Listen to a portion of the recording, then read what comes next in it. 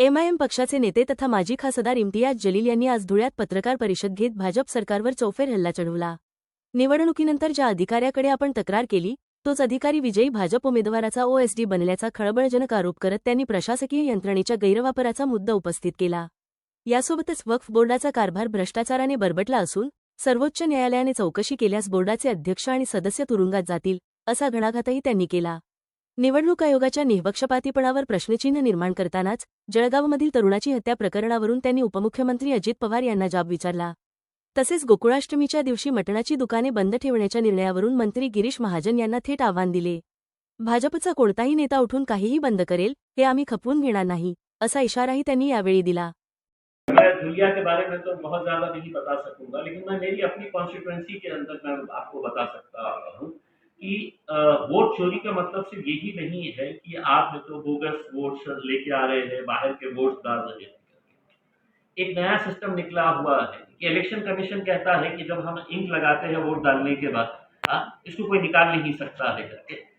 हर जगह के ऊपर है तो उसकी तोड़ निकली हुई है, वोट डाल के आ रहे हैं बाहर निकाल के, और वो जो इंक है वो इंक इलेक्शन कमीशन कहता है कि सिर्फ वो हमारे पास है करके। उसमें भाजपा के ऑफिसेस के अंदर हमने रंगे हाथ पकड़े हैं लोगों को इंक लगाते हुए, और वो इंक लगाने के बदले में उनको किसी को 1000 रुपये दिया गया, किसी को 1500, किसी को 2000 रुपये दिया गया है। तो ये सबसे बोगस सिस्टम अगर पूरी दुनिया के अंदर कोई है इलेक्शन का, तो वो इलेक्शन कमीशन ऑफ इंडिया का सिस्टम है। दुर्भाग्यवश हमें ये कहना पड़ रहा है कि हम इसको इंडिपेंडेंट समझते थे जब तक टीएन सेशन साहब थे,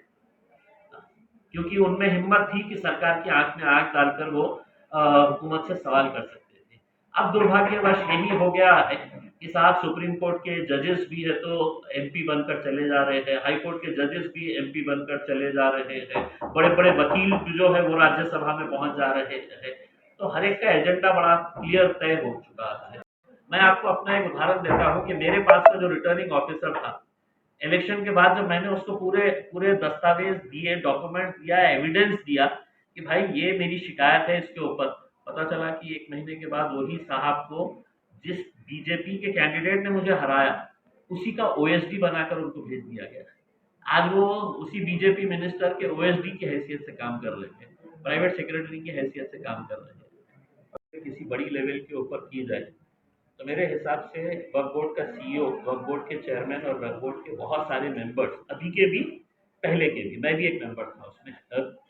ये जेल में रहना चाहिए था। मैंने कई सारे ऐसे ये है फैसले उसके ऊपर मैंने सिग्नेचर किया नहीं, क्योंकि मुझे मालूम है कि ये सब गलत फैसले लिए गए हैं। दुर्भाग्यवश हमारी उम्मीदें ये है कि सुप्रीम कोर्ट ने इसके ऊपर सुओ मोटो एक एसआईटी फॉर्म करके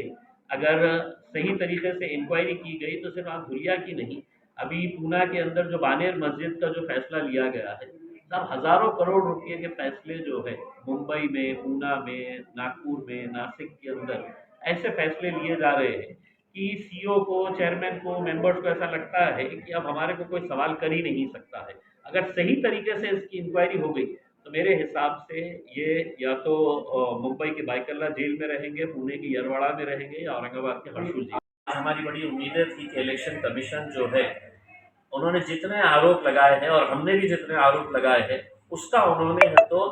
बाज़ाब्ता ये आरोप नंबर 1 है उसका जवाब ये दे करके। आप तो ये था कि ऐसा लग रहा था कि कोई पॉलिटिकल पार्टी का कोई नेता प्रेस कॉन्फ्रेंस ले रहा है और ये कह रहा है कि नहीं ये गलत आरोप लगा रहे हैं। भाई आरोप लगा है आपके ऊपर, आपके ऊपर उंगलियां उठ रही है, तो आपने उसका एक एक का जवाब देकर लोगों के जहन के अंदर जो बातें हैं, ऑलरेडी देखिए इलेक्शन कमीशन के ताल्लुक से ईवीएम मशीन्स के बारे में अब आपको अगर आंकड़े दिखाए जा रहे हैं कि साहब इस कॉन्स्टिट्यूएंसी के अंदर ये 2000 वोट बोगस है,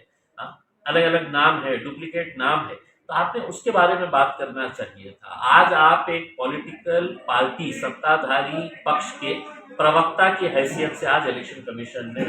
अपने इतने साल हो गए हैं और तुम हमको ये कह रहे हैं कि हमने 15 अगस्त के दिन क्या खाना चाहिए, क्या नहीं खाना चाहिए करके। और गिरीश महाजन में और उनकी हुकूमत के अंदर इतनी हिम्मत थी कि साहब उस दिन गोकुलाष्टमी है, एक त्यौहार है, महाराष्ट्र सरकार पॉलिसी डिसीजन ले रही है, ये सब बंद करेंगे तो हम मानते हैं। ये तो नया नया कमिश्नर कोई खड़ा हो जा रहा है, बोल रहा है ये दुकान बंद कर डालो, ये नहीं खाना, वो नहीं खाना है करके। ये कोई गुलाम उनका बर्दाश्त कर सकता है? इम्तियाज जलील और मेरा पक्ष है तो ऐसे फालतू बातों के ऊपर ना तो हम तुम्हारी सुनने वाले हैं ना मानने वाले हैं। हमको जो करना है हम बराबर